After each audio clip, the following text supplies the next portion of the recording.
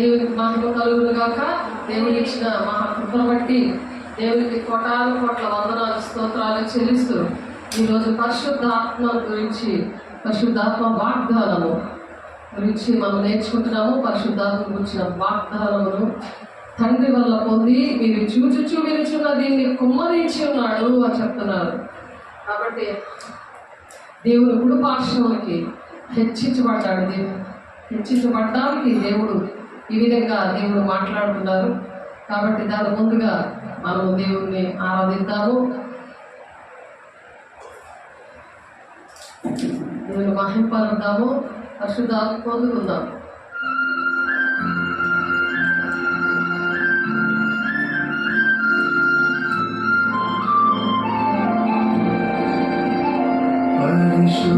పరిశుద్ధాత్ముడా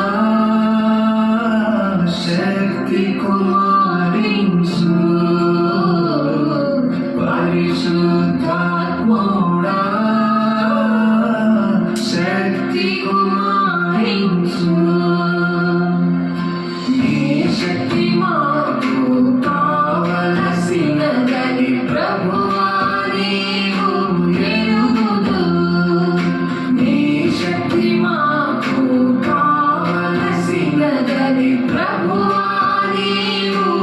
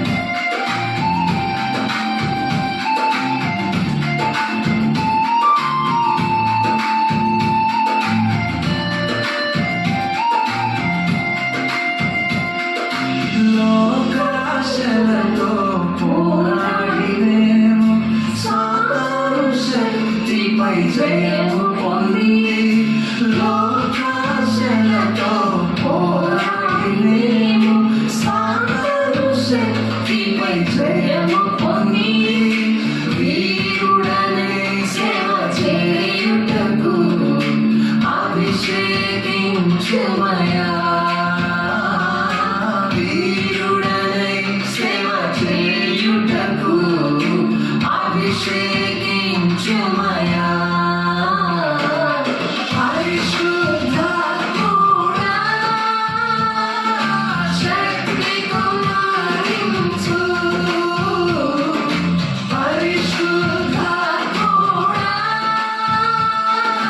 శక్తి కుమ్మరించు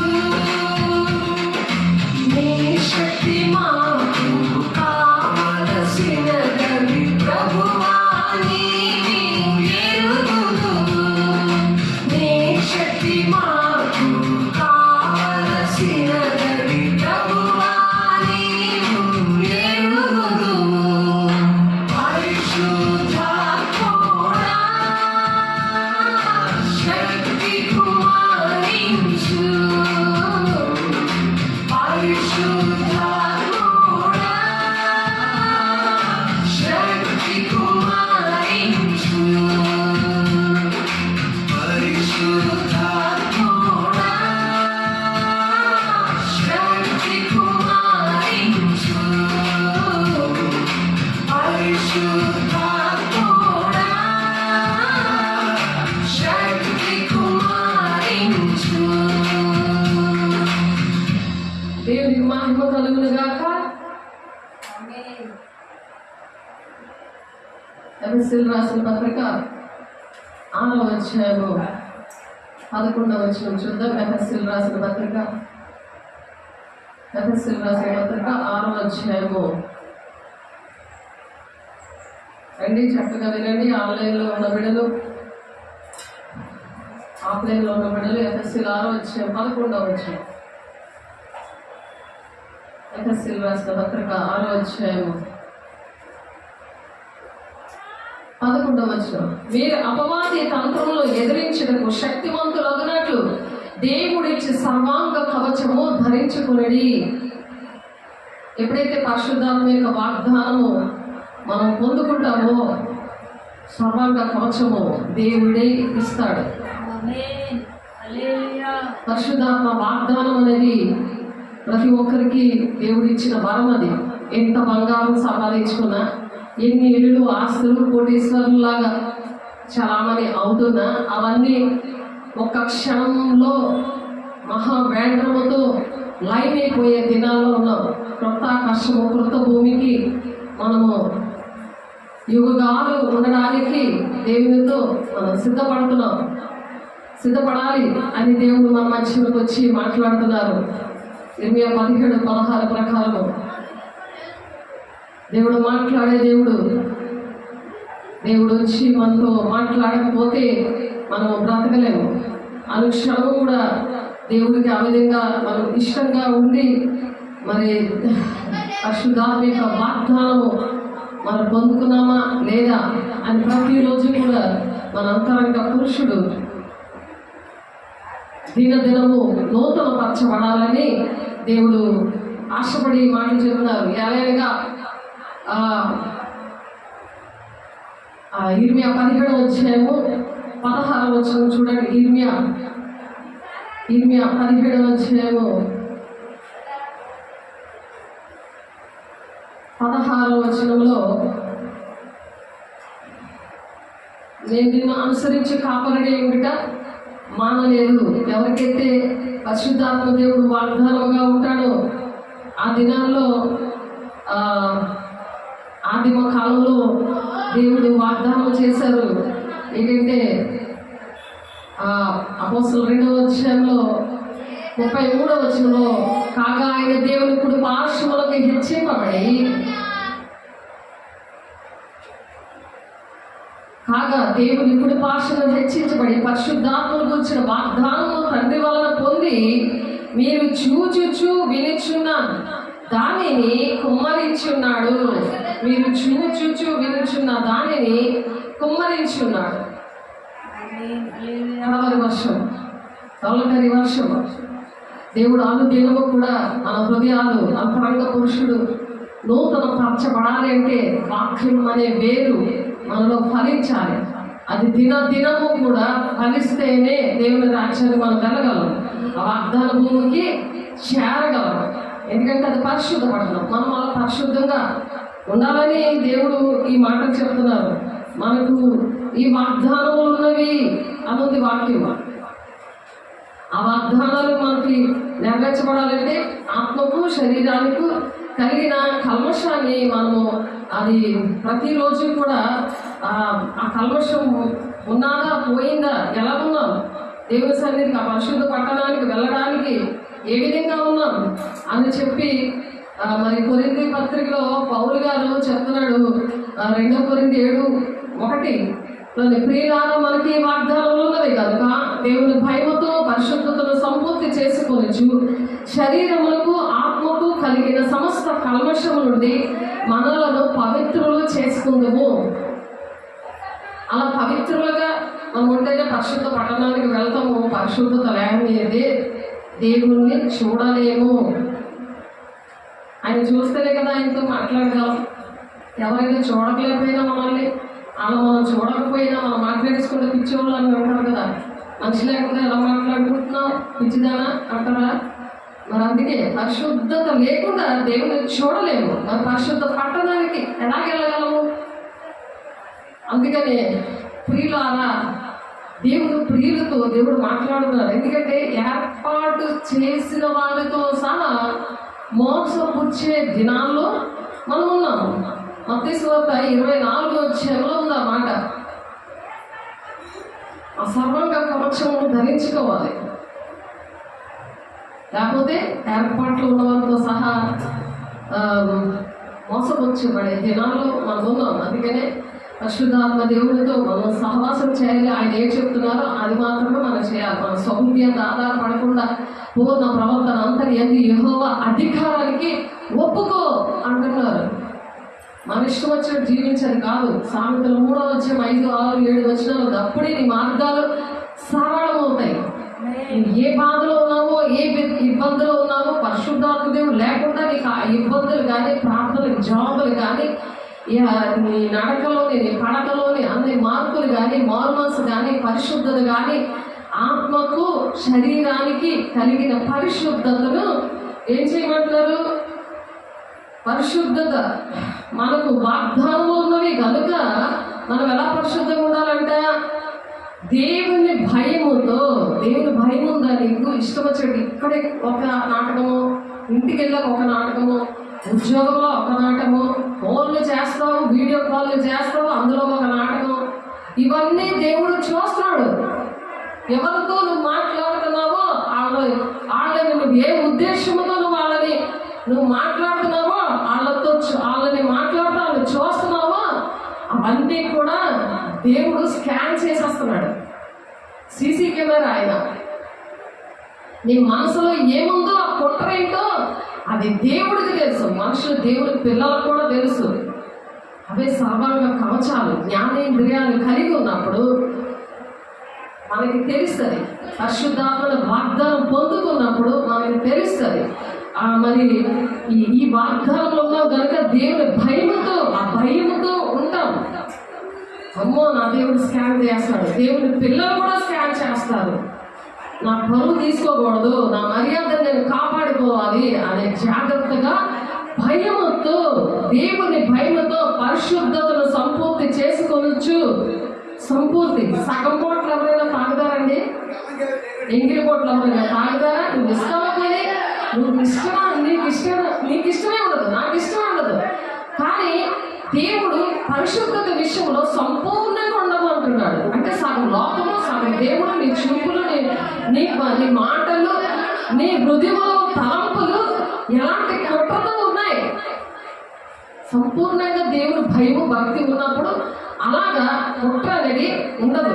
పరిశుద్ధతను సంపూర్తి చేసుకోవచ్చు. శరీరమునకును ఆత్మకును కలిగిన శరీరానికి కల్మషం ఉండకూడదు, ఆత్మకు కూడా కల్మషం ఉండకూడదు. నీ శరీరం అంతా కల్మషం ఉండి నువ్వు అందరికీ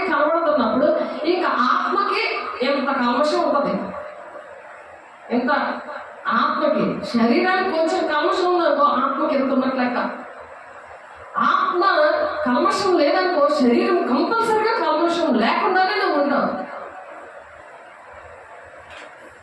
ఉదయం లేసి బ్రష్ చేయకుండా కాలు మీద కాలేసుకొని కూర్చొని అన్ని బ్రష్ లేకుండా తినేసి, కొంతమంది నెల అయినేసరికి స్నానం చేయరు, అలా తింటూనే ఉంటారు. చూస్తున్నాం అలాంటి వాళ్ళని చీకట్ల వాళ్ళల్లో ఉండి అలాంటి జీవితాల కోసము దేవుని పిల్లల్ని పరిశుద్ధపరిచాడు. దేవుడి బిడ్డ మనల్ని ఎందుకు పరిశుద్ధపరిచాడంటే అటువంటి వారిని పరిశుద్ధపరచడానికి దేవుని పిల్లలకు ఆయన అధికారం ఇచ్చాడు. ఎంతమంది అయితే దేవుని మూలంగా నడుస్తారో, దేవుని మూలంగా నడిపించబడతారో వాళ్ళే నా కుమారులు, నా కుమార్తెలు అంటున్నాడు ఆయన. 8:14 సగం లోపం ఉండి పరిశుద్ధత లేకుండా దేవుణ్ణి చూడలేరు అని అంటే ఎలా మాట్లాడతావు? దేవుడితో ఎలా సహవాసం చేస్తావు? పరిశుద్ధాత్మ వాగ్దానాన్ని నువ్వు ఎలా పొందుకుంటావు?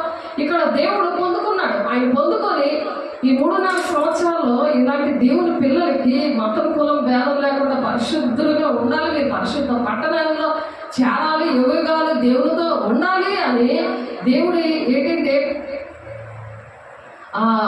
మరి ఆయన ఆదిమ కాలంలో మరి ఆయన వచ్చారు కదా, మరి భూలోకాన్ని మనిషి తప్పు చేస్తే మనిషి తప్పు కోసం మరి దేవుడే బలైపోయారు కదా. ఆ విధంగా దేవుడు కూడా పరిశుద్ధాత్మ వరము పొందుకున్నారు, బాప్తిసం తీసుకున్నారు. బాప్తిసం యోహాను దగ్గర ఆయన మన కోసం చనిపోయాడు. అతని సమాధి నేటి వరకు మన మధ్య ఉన్నది. అతని ప్రవక్తేయుడని గనుక అతని గర్భఫలములో నుండి అతని సింహాసనం మీద ఒకరిని కూర్చుండబెట్టిదును అని దేవుడు తనతో ప్రమాణపూర్వకంగా ఒట్టు పెట్టుకున్న సంగతి అతడు ఎరిగి పాతాళంలో విడవబడలేదని, ఆయన శరీరం కుళ్ళిపోలేదని దావీదు ముందుగా తెలుసుకొని ఆయన పునరుత్థానం గురించి చెప్పాడు, ముందు ప్రవచించాడు దావీదు భక్తుడు. ఈ యేసును దేవుడు లేపాడు, అలాగే మనలో కూడా అలాగే లేపుతాడు. ఒకవేళ మన ముందే చనిపోతే ఆయన వచ్చే లోపల మనము ఈ తరంలోనే దేవుడు వస్తాడు కాబట్టి మనకు మరణమే ఉండదు అసలు. ఆయన పాపక్షమం మనకి ఇచ్చాడు కాబట్టి మనం ఆ పరిశుద్ధతను కాపాడుకొని పరిశుద్ధాత్మతో మనము నింపబడినప్పుడు ఆ కడవల వర్షంలో ఆ తొలకరి వర్షము రోజు కూడా అది అనుభవించినప్పుడు ఆ వాక్యం అనే వేరు అది మంచి నేల మీద వాక్యమైన విత్తనం మంచి నేల మీద పడితే 100 ఆ విధంగా ఫలిస్తారు. లేకపోతే పరిశుద్ధాత్మ దేవుడు లేకపోతే ఐహిక విచారం వల్ల ధనమోసం వల్ల ముళ్ళ పొదలో పడిపోయిందని దేవుడు ఉపమానం చెప్పాడు. ఆయన మంచి నేల మీద పడినప్పుడు అది 100 ఫలిస్తుంది. అలా ఫలించినప్పుడు వాగ్దానాలు ఎలా ఉంటాయంట? కాగా ఆయన దేవుడు కుడి పార్శ్వంలో హెచ్చించబడి పరిశుద్ధాత్మ గురించిన వాగ్దానము తండ్రి వల్ల పొందాడు. మనం కూడా తండ్రి వల్ల మనం పొందుకుంటాము. మీరు చూచుచూ వినుచున్న దీనిని కుమ్మరించి ఉన్నాడు, కుమ్మరించాడు. కుమ్మరిస్తేనే మనం ఆశపడతాం పరిశుద్ధత కోసం. శరీరానికి ఆత్మకు మరి పరిశుద్ధతను సంపూర్తి చేసుకొనొచ్చు. 2 కొరింథీ 7:1 చూడండి, మీ గుండెల మీద రాసుకోండి.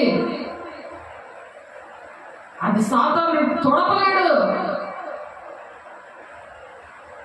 దేవుడు ప్రతిష్ఠించబడ్డామంటే అదే. ఏదో నువ్వు రాసుకోవడం కాదు, నా భర్తను రాసుకుంటాను, నా ప్రియులను రాసుకుంటాను, నా పిల్లలను రాసుకుంటానంటే వాళ్ళందరికీ ఈ లోకంలోనే ఉండిపోతారు. వాళ్ళు నిజంగా అలా ప్రేమిస్తే నువ్వు దేవుని యొక్క వాగ్దానాల గుండెల మీద రాసుకొని వాళ్ళని కూడా నువ్వు తీసుకెళ్ళగలిగి ఉండాలి. వాళ్ళు కూడా పరిశుద్ధాత్మ వరము దేవుడు ఎలాగైతే పొందుకొని తండ్రి చిత్తాన్ని నెరవేర్చారో అలా తండ్రి చిత్తాన్ని నెరవేర్చిన వాళ్ళే దేవుని రాజ్యాన్ని ప్రవేశించగలరు. లేకపోతే పరిశుద్ధత లేనిదే దేవుని చూడలేను అంటున్నావు. చూడలేని వాళ్ళతో నువ్వు ఎలా మాట్లాడుతున్నావు? నువ్వు మాట్లాడుకోగలవా? చూడలేని వాళ్ళతో వీడియో కాల్లో చూసే వరకు నీ బోర్ పనిచేయదు. చూస్తేనే నువ్వు మాట్లాడగలవు, మామూలుగా మాట్లాడలేవు.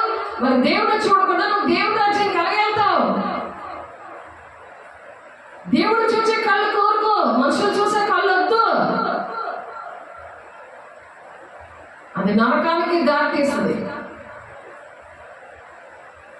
అది దేవుని కళ్ళు అయితే అది దేవుని రాజ్యానికి వెళ్తాం. అది మనుషులు చూడవు, మనుషులు చూడడానికి ఇష్టపడవు, దేవుని చూడాలి. ఇవి దేవుని చూచే కళ్ళులాగా చేయి ప్రభా. ఎందుకంటే చూచుచున్న దేవుడవు నీవే యేసయ్యా, చూడముచ్చటాయనే సుకుమార సుమములైన నీ నేత్రాలు కృతము, అగ్ని జ్వాలలమయమే నీ చూపుల వలయాలు, తప్పించుకుందుర ఎవరైనా ఎంతటి ఘనులైనా. నీ కోటీశ్వరుడు కావచ్చు, నువ్వు కోటీశ్వరుడు కావచ్చు, కానీ నువ్వు ఏం చేస్తున్నావో ఆయన చూస్తున్నాడు. ఎవరిని ఏ దృష్టితో చూస్తున్నావో, దేవుని డబ్బులు ఇచ్చి నీకెంత కూలీలా వాడుకుంటావా? దేవుని సేవకుల్ని నువ్వు దేవుని డబ్బులు దేవుని రాజ్యం కట్టడానికి ఇవ్వు, అది నీకు మేలు. ఒక చెయ్యి ఇచ్చింది రెండో చెయ్యి తెలియకూడదు. నువ్వు దేవునికి ఇస్తున్నట్టు ఇష్టపూర్వకంగా ఇవ్వు. అది మనుషులకి ఇస్తున్నట్టు చేసావు అనుకో, అది నీకు ఫలితం ఉండదు, దేవుని రాజ్యం ఉండదు. అది అక్రమ కింద లెక్క వస్తుంది. అక్రమం చేయగల పొండి మీరు ఎవరో నాకు తెలియదు అంటాడు. ఇష్టపూర్వకంగా దేవుడు ఏం చేయమన్నది మనుషులకు చేసినట్లు కాక దేవునికి చేసినట్లు ఇష్టపూర్వకంగా మీరు సేవ చేయండి అంటున్నాడు. మనీ మైండ్తో ఉంటే దేవుని రాజ్యానికి వెళ్ళరు, ధనవంతులు దేవుని రాజ్యం ప్రవేశింపలేరు అని దేవుడు అందుకే కాపం చేశాడు. సూది బెజ్జంలో మరి ఒంటి దూరుతుంది, కానీ ధనవంతుడు చేరలేడంట, ధనవంతుడు వెళ్ళలేడంట, దేవుని రాజ్యానికి వెళ్ళలేడంట. ధనం ఉన్నదంటే దేవుడు మనల్ని ఆశీర్వదించాడంటే అది దేవుని పని కోసము ఖర్చు పెట్టాలి. కనికరం గలవారు ధన్యులు, వారు కనికరం పొందుకుంటారు. ఆ కనికరం ఏంటంటే దేవుని రాజ్యము. మనకి ఆయన కనికరం కోసం మనం ఎదురు చూద్దాం. వేదనలు కనికరించేవాడు ధన్యుడు అంటున్నాడు. విద్య లేని పామరులు దేవుడు పిలుచుకున్నాడు. అటువంటి వారికి సహాయం చేయాలి. పేదవారికి సహాయం చేస్తే యెహోవాకు అప్పిచ్చినట్టు అని అంటున్నాడు. నువ్వు తండ్రి, నువ్వు పరలోకంలో ధనము అలా సమకూర్చుకోండి అని చెప్తున్నాడు దేవుడు. అక్కడ ఇల్లు కట్టుకోండి అంటున్నాడు ఆయన.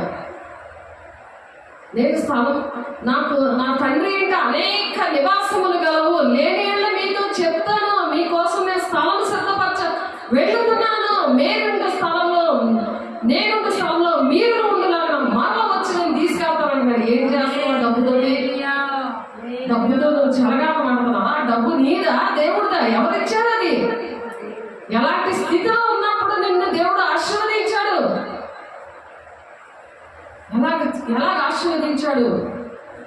పరిశుద్ధులు సంపూర్తి చేసుకోనంట. శరీరములకు ఆత్మకు కలిగిన కల్మషం అది.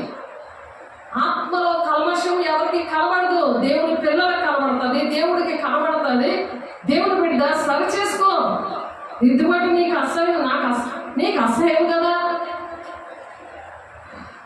దొంగలతో నువ్వు ఏకీవిస్తున్నావు, వ్యభిచారంతో సాంగత్యం చేస్తున్నావు, ఇంటి కార్యాలు చేస్తున్నావు, నేను మౌనంగా ఉన్నాను అంటున్నాడు ఆయన. మాట్లాడటం ఆయన వాక్యం అర్థమవుదు.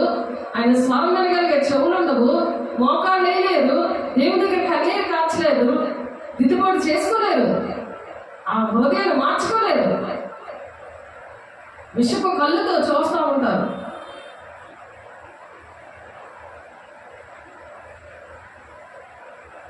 ఆ కళ్ళు దేవుడు చూస్తున్నాడు. దేవుడు బిడ్డ నీ కళ్ళు ఎలాంటివో దేవుడు చూస్తున్నాడు. దేవుని పిల్లలు కూడా అర్థమవుతుంది. అందరూ అంగీకరించారో వాళ్ళు నా పిల్లలు అని అంటున్నాడు ఆయన. ఆయన పిల్లలు ఇంకా మనం ఉండాలి. అప్పుడు దేవుడు రోజు మాట్లాడతాడు, మోకరిస్తాము. ఎలాంటి శ్రమైన, ఖడ్గమైన, హింసైన, ఉపద్రవమైన ఆయన ప్రేమ కూడా మనం ఎడమపలేమో. ఆయన సహకారిగా ఉంటాం, ఆయన సహకరిస్తాం. ఆయన పనిలో మనం సహకరిస్తాము. పరిశుద్ధతను ఆ విధంగా సంపూర్తి చేసుకోవచ్చు. శరీరములకు ఆత్మకు కలిగిన సమస్త కల్మషములని మనలను పవిత్రులుగా మనం చేసుకోవడానికే పరిశుద్ధాత్మ దేవ నా మీద కుమ్మరించు, ఆ శక్తితో నీ సేవ చేస్తానయ్యా. నువ్వు నాకు ఇచ్చిన ఉద్యోగాన్ని బట్టి నేను చేయలేకపోయినా ఇంకొకరితో చేయడానికి ఒక సహకారిగా ఉంటానయ్యా. సహకారుల మీద జీవగ్రంథంలో ఉంటాయి. మరి ఫిలిప్పి 4వ అధ్యాయంలో 3వ వచనంలో ఉంది ఆ మాట. స్త్రీలు సహకరించారు. స్త్రీలు బలహీనమైన ఘటన కదా, కన్నీటితో ప్రార్థన చేస్తారు, సేవ చేస్తున్నారు. మరి ఎంత సపోర్ట్గా దేవుని బిడ్డ నువ్వు నిలబడాలి, దేవుడు నిన్ను ఆశీర్వదించాడంటే మాట ఇచ్చి మాట తప్పుకుపోకూడదు కదా. 15వ కీర్తనలో ఉంది, నష్టము కలిగినను నువ్వు మాట తప్పిపోకూడదు. దేవుని రాజ్యానికి వెళ్ళే లిస్టులో అదొక మాట ఉంది. భూ సంబంధమైనవి వెతుక్కు, పరలోక సంబంధం వెతక్కు.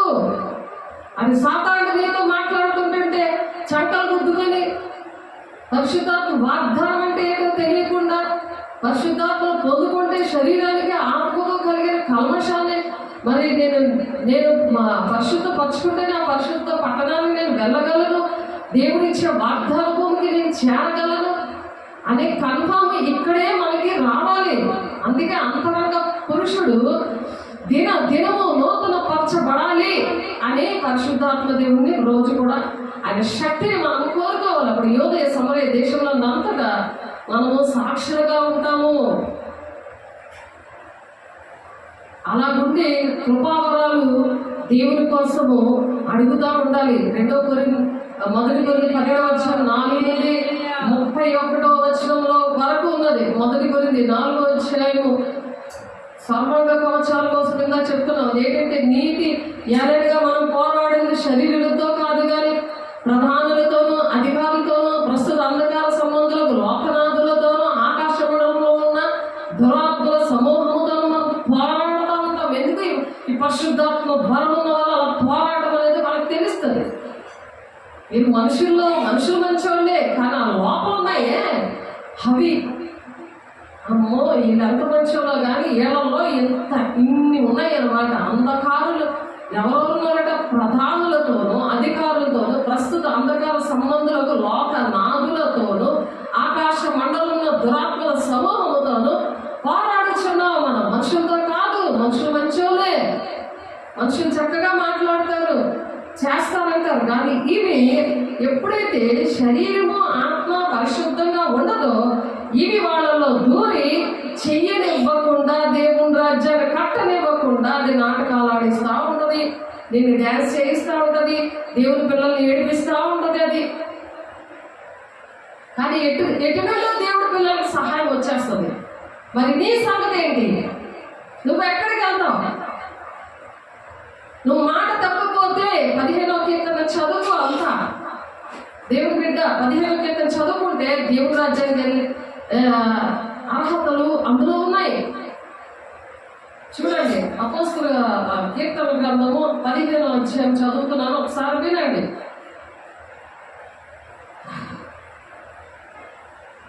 అది కీర్తనలు తీయండి, చక్కగా చదవండి, రాసుకోండి. దేవుని దగ్గర దేవుని పాద సన్నిధిలో కూర్చొని అడగండి, దేవా నేను శరీరానికి ఆత్మకు కలిగిన పరిశుద్ధత ఉన్నప్పుడే మనం పవిత్రం చేసుకోవాలంట. అలా పవిత్రులుగా మనం చేసుకోవడానికే మన పరిశుద్ధాత్మ దేవుని ఆయన శక్తితో నింపయ్యా ఆయన అనుక్షణము కూడా దేవుని అడగాలి. పర్సనల్గా ప్రతి క్షణము కూడా దేవునితో మాట్లాడుకుంటాం. మనుషులతో మాట్లాడుకుంటే వేస్ట్, అదేం పనికిరావు. ఎందుకంటే మనం పోరాడింది శరీరంతో కాదు అంటున్నాడు. 12వ శరీరంతో కాదు, వాళ్ళు మంచోళ్ళే, శరీరంతో ఉన్న వాళ్ళు మంచోళ్ళే. కానీ ఎప్పుడైతే ఆత్మ శరీరములో ఉన్న కల్మషముని మనం సరి చేసుకోమో పోరాటం మొదలవుతుంది. పనులు జరగవు, ప్రార్థనకి జవాబులు రావు, మరి వాగ్దాన భూమికి చేరలేము. కాబట్టి మనము ఎలా ఉండాలి? దేవుని వాగ్దానం నెరవేర్చబడాలి. దేవుని ఆ పరిశుద్ధ పట్టణానికి వెళ్ళాలంటే 15వ కీర్తనలో కొన్ని విషయాలు ఉన్నాయి. 5 వచనాలే చక్కగా కంఠస్థ పెట్టేసుకోవాలి. యెహోవా నీ గుడారంలో అతిథిగా ఉండదగిన వాడు ఎవరు? ఎక్కడికైనా వెళ్ళినప్పుడు మనం అతిథిగా ఉండాలి అంటే గెస్ట్గా ఉండాలని ఆశపడతాం. కానీ దేవుడి ఇంట్లోకి ఒక గెస్ట్గా మనం ఉండాలంటే ఈ పరిశుద్ధ పర్వతం మీద నివసించదగిన వాడెవరు? ఆ సీయోను కొండ మీదకి దేవుడు అక్కడ దిగబోతున్నాడు కదా, ఆయన పాదాలు అక్కడ మోపబోతున్నాడు కదా, అక్కడ ఆ పరిశుద్ధ పర్వతం మీద నివసింపదగిన వాడెవడు? అక్కడ ఉండడానికి, దేవునితో కలిసి యుగాలు ఉండడానికి ఎవడు ఉంటాడు అని అంటే యథార్థమైన ప్రవక్తలు కలిగి నీతిని అనుసరించి హృదయపూర్వకంగా నిజము పలుకువాడే. హృదయపూర్వకంగా నిజం పలకాలి, అబద్ధాలు చెప్పడం కాదు. మాయ మాటలు, మోసం చేయడం, బాధ పెట్టడం దేవుడి పిల్ల అది కాదు లెక్క. యథార్థమైన ప్రవర్తన ఉండాలి. యథార్థము బయటికి ఒక మాట లోపల ఒక మాట పెట్టుకోవడం కాదు. విషపు కాలంలో చూస్తూ ఆ విషపు నోరుతో మాట్లాడగా దేవుడు మాటలే పలుకుతుందట. యోహాను 3వ అధ్యాయంలో ఉంటుంది కదా, కొంత లేని ఆత్మని ఇస్తారట, వాళ్ళ దేవుడు మాటలే పలుకుతారట. ఎక్స్ట్రా మాట్లాడరు, శరీర సంబంధమని భూ సంబంధమని మాట్లాడరు.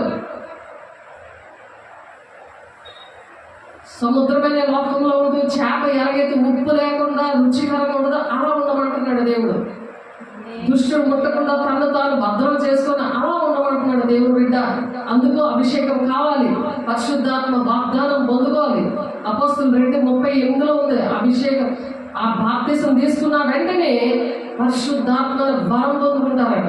లేకపోతే ఆకాశ మండలం అందున్న దూరాత్మల సమూహంతో పోరాడడం మనకి ఈజీగా ఉంటుంది. అందుచేతని మీరు ఆపద్దెమందు వారిని ఎదిరించడం సమస్తము నెరవేర్చిన వారే నిలబెట్టుకు శక్తిమంతులన్నట్లు దేవుడిచ్చి సర్వాంగ కవచము ఆ విధంగా ధరించడం అంటాడు. సర్వాంగ కవచం నీ బాడీ టచ్ చేయదు, నీ ఆత్మలు కానీ బాడీని కానీ ఎవరికి టచ్ చేయకపో. దేవుడు టచ్ చేయడు. దేవుడు కడుగుడ్డు ముట్టినట్టు లెక్క వచ్చేస్తుంది. ఆమె టచ్ చేస్తే దేవుని బిడ్డలతో పెట్టుకోకూడదు. అగ్ని వంటి దేవుడు ఆయన. వాళ్ళ పిల్లలు కూడా అగ్నిలా ఉంటారు. నువ్వు దేవుని పిల్లలతో పెట్టుకున్నావు అంటే నీకు బ్యాట్ బాజా అయిపోతుంది, తెలిసిందా? అందుచేతను మీరు ఆపద్దెమందు వారిని ఎదిరించడం సమస్తమును నెరవేర్చిన వారే నిలవబడేటప్పుడు శక్తిమంతులగునట్లు దేవుడు ఇచ్చి సర్వాంగ కవచం ధరించుకోండి అంటున్నారు. ఎప్పుడైతే నువ్వు వాగ్దానం, పరిశుద్ధాత్మ వాగ్దానం పొందుకుంటావో నీతనే మైమరుపు, నీతిగా జీవిస్తావు అనమాట. నీ మైమరుపు ఎలా ఉంటుంది? నీతి అనే మైమరుపు ఉంటుంది. రక్షణ అనే శిరస్రావం ఉంటుంది, అంటే హెల్మెట్. రక్షణ అనే శిరస్రావం, వాక్యం అనే ఖడ్గం ఉంటుంది. వాక్యం అనే ఖడ్గంతో సాతానుగా ఎదిరిస్తావు. సమాధాన సువార్త వల్ల సిద్ధమనసు అనే జోడు ఉంటుంది. ఎప్పుడు ఏ టైంకి 24 hours కూడా నువ్వు సువార్త పని చేయగలవు. సువార్త చేయకపోతే శ్రమ అని ఉంది వాక్యం. పౌలు చెప్తాడు, అను దినము సువార్త ప్రకటించండి ఉన్నది. కీర్తన 96:2 పాటలు పాడుతూ ఇవన్నీ మనం చెప్పుకున్నావే. దేవుడి బిడ్డ, దేవుడు నీతోటి నాతోటి ఎందుకు మాట్లాడుతున్నాడంటే అంచె దినాల్లో ఉన్నాం. అందరి మీద ఆత్మను కుమ్మరిస్తారని యోవేలు 2:28 మనుషులందరి మీద అంచె దినాల్లో నేను కుమ్మరిస్తాను. యవనులు దర్శనాలు చూస్తారు, వృద్ధులు కలలు కంటారు, మీ కుమారులు మీ కుమార్తెలు ప్రవచిస్తారు. సినిమాలు చూడస్తారని చెప్పలే. కంప్యూటర్ పెట్టుకొని రూమ్లో తలుపేసుకొని రహస్యంగా చూపించు అని తల్లిదండ్రులు చెప్పలే. నీ పాపాలు, భార్య భర్తల పాపాలు, తల్లిదండ్రుల పాపాలు పిల్లలు ఒడిలో పోస్తాడన్నాడు. అలా పోయిస్తే వాడు అలా చూసుకొని ఉంటున్నాడు. నువ్వు ఏడాలి, పరిశుద్ధాత్మ వరముతో నింపయ్యా, అక్రమాలు నేను కడతానయ్యా, చెదలు పట్టిందయ్యా నా హృదయం అనే దేవుని ఆలయం, నా ఇల్లు. మనమే ఆయన ఇల్లు అని ఉంది వాక్యం. నా ఇల్లు చెదలు పట్టిందయ్యా, నేను నీకు దేవుని డబ్బులు నేను ఇవ్వలేదు, ఇష్టం వచ్చిన దగ్గర ఇచ్చాను. అవన్నీ అక్రమంతో కూడా దగ్గర ఇచ్చేసాను, అక్రమంగా నేను ఇచ్చాను, క్రమంలో నేను ఉండలేదు. బాప్తిసం తీసుకున్న దగ్గర నుండి సంఘము ఆయన రక్తమిచ్చి సంపాదించిన సంఘమును అక్రమంగా నువ్వు నడుచుకున్నావు. దాని విషయంలో నువ్వు పట్టించుకోలేదు. సావుకొని ఒక అంటే వాళ్ళు ప్రార్థన చేస్తే అయిపోతాయి, వాళ్ళ చేతి వేసి ప్రార్థన చేస్తే అయిపోతాయి, వాళ్ళకి ఏదైనా ఇస్తే అయిపోతాయి, వాళ్ళ కూలల్లాగా నేను నాకు బాప్తిసం ఇచ్చారు కాబట్టి వాళ్ళే బాధ్యత అనుకుంటున్నావేమో. కొంతవరకు వాళ్ళ బాధ్యత టీచర్ది, కొంతవరకే చదివి పాస్ అయ్యే బాధ్యత స్టూడెంట్ది. ఇంటర్వ్యూలో పాస్ అవ్వాలంటే ఆ జ్ఞానం సంపాదించుకోవాలి. అందుకే పైన వచ్చే జ్ఞానం నాకు ఇవ్వండి అని అడగాలి. భూ సంబంధమైన జ్ఞానంలో ఉండి అటువంటి చూసుకొని అటువంటి బోధలు చూసామనుకో అంతే సంగతి. అటువంటి బోధలు విన్నా అంతే సంగతి. మరి ఇంకా అలాంటి బోధల వైపు పరిగెడతాం అన్నమాట. అలాంటి బోధల వైపు మనం పరిగెట్టకూడదు. పరిగెట్టినప్పుడు జీవితం అంతా అలాగే ఉంటుంది. శరీరానికి సంబంధమైన దుఃఖమే ఉంటుంది, ఆత్మ సంబంధమైన దుఃఖం ఉండదు. 1 తిమోతి 4:1-2 ఉంటుంది. దెయ్యముల బోధ అని మీరు చదవండి, అన్నింటికి టైం లేదు. 1 తిమోతి రాసిన పత్రిక 4:1-2 ఉంది. మత్తయి 24:24 ఏర్పాట్లో ఉన్న వాళ్ళతో సహా అబద్ధ క్రీస్తులు, అబద్ధ ప్రవక్తలు ఏర్పాట్లో ఉన్న వారితో సహా మోసపుచ్చేస్తారు. అలా మనం మోసపోకుండా ఉండాలంటే పరిశుద్ధాత్మ వాగ్దానాలు పొందుకోవాలి. దేవుని బిడ్డ వీళ్ళు మరణానికి తగిన వారు అని ఉంది వాక్యం. మరణం ఎందుకు ఏర్పడి చేస్తే అలాంటి కళలు దర్శనాలు ఎందుకు వస్తున్నాయి, మరణం ఎందుకు ఏర్పడి చేస్తుందంటే కారణం ఏంటంటే తెలుసా? అటువంటి బోధలు విన్నందుకు. మరణం ఏర్పడి చేస్తుందని చెప్పిన సేవకులు ప్రార్థన చేస్తున్నారు కదా, నేను తినేసి పడుకుందాము అని అంటే కుదరదు. అని ఒప్పుకోవాలి, అక్రమాలన్నీ చెల్లించాలి. లేకపోతే అక్రమం చేయకపోతే మీరు ఎవరైనా తెలియదు అనేస్తాడు ఒక్క మాటలో. అంతే. సేవకులను అడగదు, నువ్వు గద్దించు, బుద్ధి చెప్పు, దైవావేశం వల్ల శిక్ష కూడా వెయ్యు అనుంది వాక్యం. ఆ పని మాకు ఇచ్చాడు, చేయవలసిన పని మీకు ఇచ్చాడు.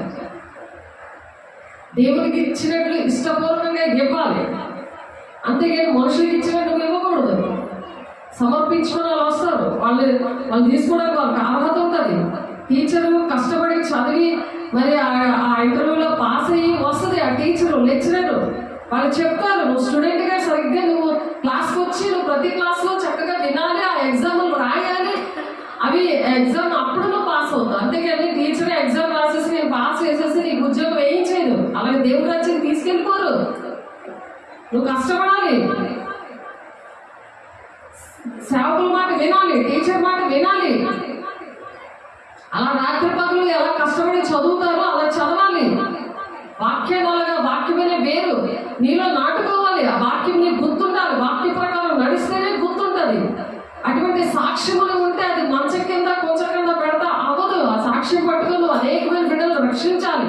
అప్పుడు గుర్తుంటుంది. దేవుడు అటువంటి ఫలాలు వరాలతో నింపుతాడు. అప్పుడు దేవుడి రాజ్యానికి వెళ్తాం.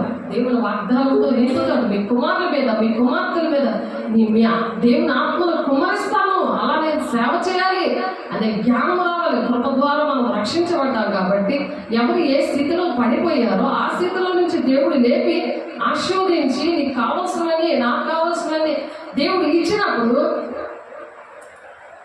దేవునికి మనం తండ్రి చిత్తాన్ని నెరవేర్చడానికి ఆయన ఇష్టమైన మనం చేసినప్పుడట నీకేది కావాలో అది ఇస్తాను అంటున్నాడు కదా. 1 యోహాను 3:21 అలాగే ఇస్తాడు. ఆయన అన్యాయస్తుడు కాదు, మనుషుల్లాగా.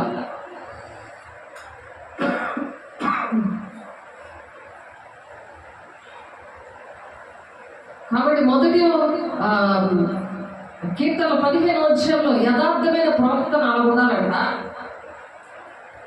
నీతిని అనుసరించు, హృదయపూర్వకంగా నిజం పలకాలి. ఎప్పుడైతే ఆ వాక్యం అటువంటి సత్యవాక్యాన్ని వింటారో, యోధా పత్రిక 1:3 ఉంది కదా, సత్యవాక్యం విషయంలో మీరు పోరాడాలని.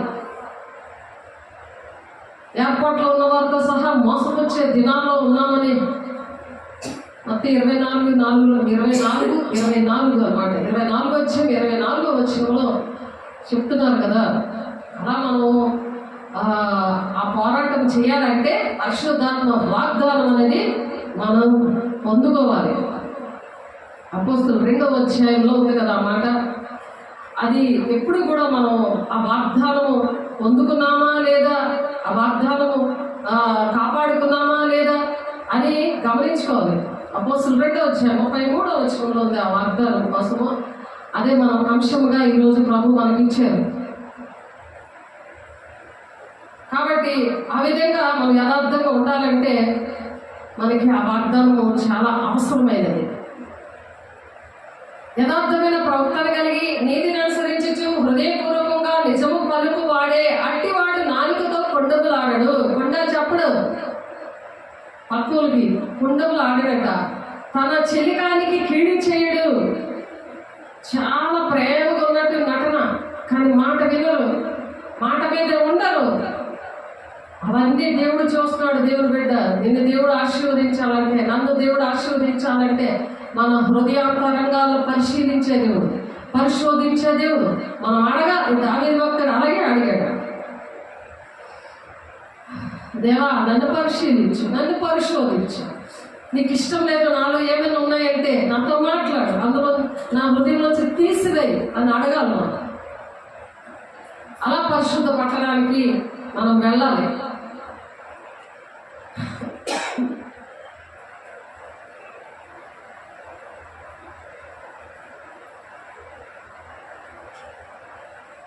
అట్టివారట నాలుగుతో కొండలాడారు, తన చెలివాడికి కీడు చేయడు, తన పొరుగు వాడి మీద నింద మాపడు.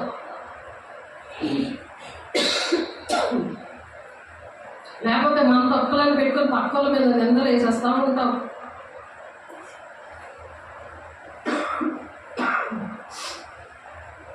ఎలా ఉండాలంటే అతని దృష్టికి నీచుడు అసహ్యుడు, అతడి యెహోవాయందు భయభక్తులు గలవారిని సన్మానిస్తాడు.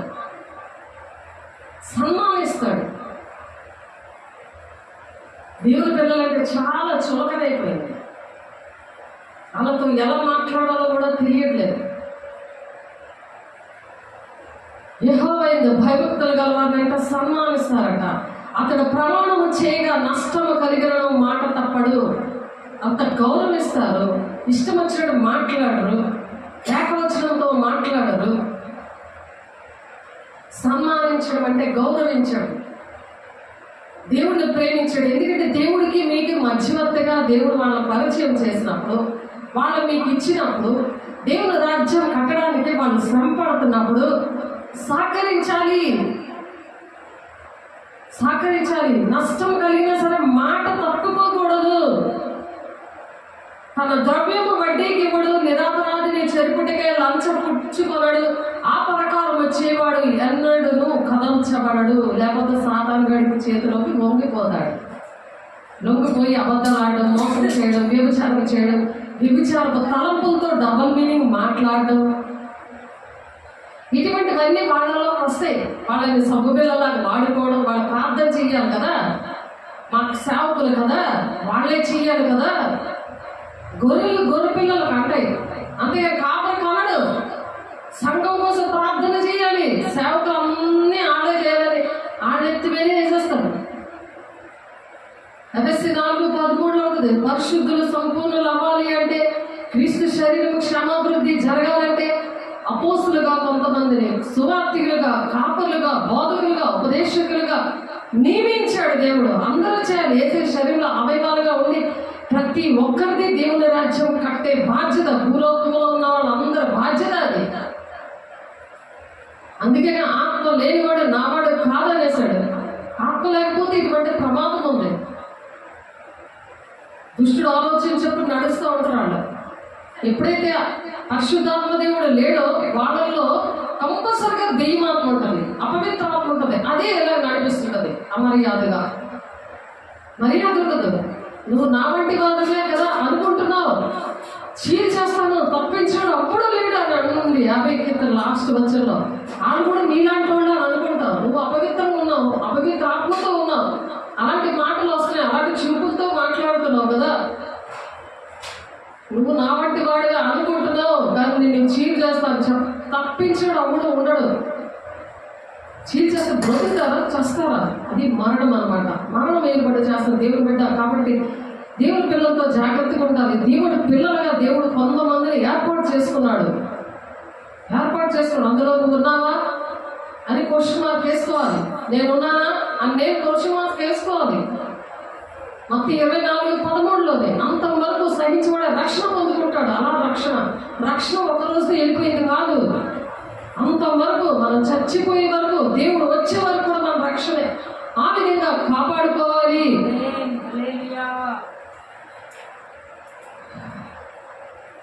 కాబట్టి ఎలా ఏర్పాటు చేస్తున్నాడు ఆయన? ఇంకా అన్ని జనులాగే బిహేవ్ చేస్తున్నారా? ఏమి తిందుమా, ఏమి త్రాగుదమా, ఏమి భుజిద్దామా అని చింతిస్తున్నారు. మొదటి నీతిని, రాజ్యాన్ని మీరు వెతకండి, మీ పరలోకం తెలుసు, మీకు ఏది కావాలో. యోహాను 15:16 కూడా అదే మాట ఉంది. మీరు నా పేరున తండ్రిని ఏమి అడుగుదు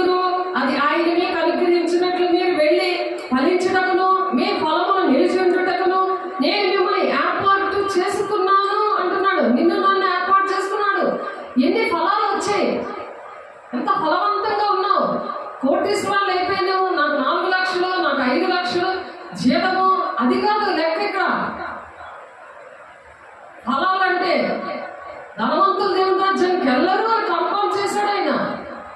సూది మధ్యలో ఒడ్డు దూరిపోతాం కానీ ధనవంతుడు వెళ్ళడు. ఎప్పుడు నువ్వు ఆ ధనాన్ని దేవుని పాదాల దగ్గర పెడతావో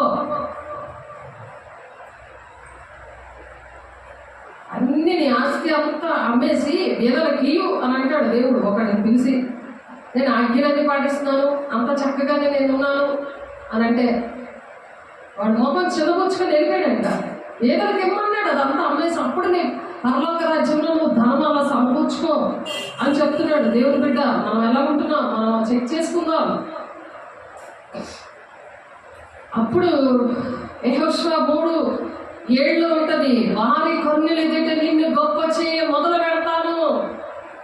ఎవరైతే నిన్ను అటువంటి కళ్ళుతో చూస్తున్నారో అలా నువ్వు ఎప్పుడైతే నువ్వు అన్ని కూడా దేవునికి ఇచ్చి పరలోకంలో ధనం సమకూర్చుకుంటావో అప్పుడు ఆ విషపు కళ్ళులో దగ్గరట దేవుడు వారి కన్నులు ఎదుట నిన్ను గొప్ప చేయ మొదలు పెడతాను అంటున్నాడు. అందుకే మనుషులు నమ్మడి కంటే రాజులు నమ్మడి కంటే యెహోవాను ఆశ్రయించడం మేలు. యెహోవాను ఆశ్రయించే వారికి ఏ మేలు కొదువే ఉంటుంది అంటున్నాడు ఆయన. ఒకవేళ ఏమైనా కోల్పోతే అవన్నీ పరలోక రాజ్యంలో మనం పొందుకుంటాం. అవన్నీ కూడా ఎటువంటి పరిస్థితికైనా దేవుడితోటే మనము దేవుని మాటలు ఏ చెప్తున్నాయో అది యథార్థంగా మనం ప్రార్థన చేసుకోవాలి, యథార్థంగా ప్రవర్తించాలి తప్ప ఆయన సిసి కెమెరా కాబట్టి ఆయన చూచుచున్న దేవుడు కాబట్టి మన హృదయాంతరంగాలు ఎరిగిన దేవుడు కాబట్టి ఆయన అన్యాస్తుడు కాదు కాబట్టి ఆయన మేలు చేయక మానడు. ఆయన మానడు, ఆయన అన్యాస్తుడు కాదైన. నువ్వెంత శ్రమ పడుతున్నావో నేను ఎంత దేవుని రాజ్యం కడుతున్నాను అని దేవుడు నిన్ను నన్ను చూసే దేవుడైనా మనుషుల్లా కాదు. ఒక మనిషిని 1000 మందిగా చేసే దేవుడు. అలా పోరాటము యెషయా 60:22లోనే దేవుడు వాగ్దానం ఇచ్చాడు. ఒక మనిషి ఉంటే చాలు 1000 మందిగా పని చేయొచ్చు. అది పరిశుద్ధాత్మ యొక్క వాగ్దానమై ఉంది. ఇప్పుడు జీవం విషయంలోనూ రాబోయే జీవం విషయంలోనూ వాగ్దానమై ఉన్నది అని మాటలు. మనుషుల మాటలైతే అలా ఉండవు, అలా ఉండవు. వాళ్ళ చూపులు, వాళ్ళ మాటలు, వాళ్ళ క్రియలు మాటిచ్చి మాట తప్పిపోతారు, దుఃఖపడతారు పరిశుద్ధాత్మ దేవుణ్ణి. అది ఈ ఒక మందైనను రాబో యుగమందైనను పాపక్షోభను దానికి లేదు. కాబట్టి మొదటి దినవృత్తాంతాలు 22:13 భయపడకమో దిగులు పడకమో ధైర్యం తెచ్చుకొని బలముగా ఉండమన్నారు. అందుకని పరిశుద్ధాత్మ శక్తిని పొందుకోవాలి మనం. మొదటి దినవృత్తాంతాల గ్రంథంలో 22:33 భయపడకము దిగులు పడకము ధైర్యం తెచ్చుకొని బలముగా ఉండము. దానికి ముందు ఏంటుందో తెలుసా?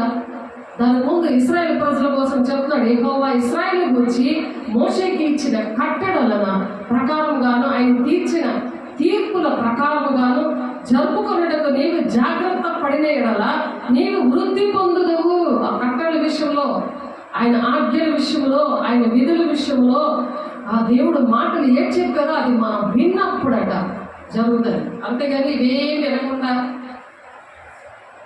యథార్థంగా ఉండకుండా యథార్థ ప్రార్థన చేయకుండా దేవుని కోసం ఏ పని కూడా తలపెట్టకుండా తండ్రి చేత నెరవేర్చకుండా ఉంటే వాగ్దానం అనేది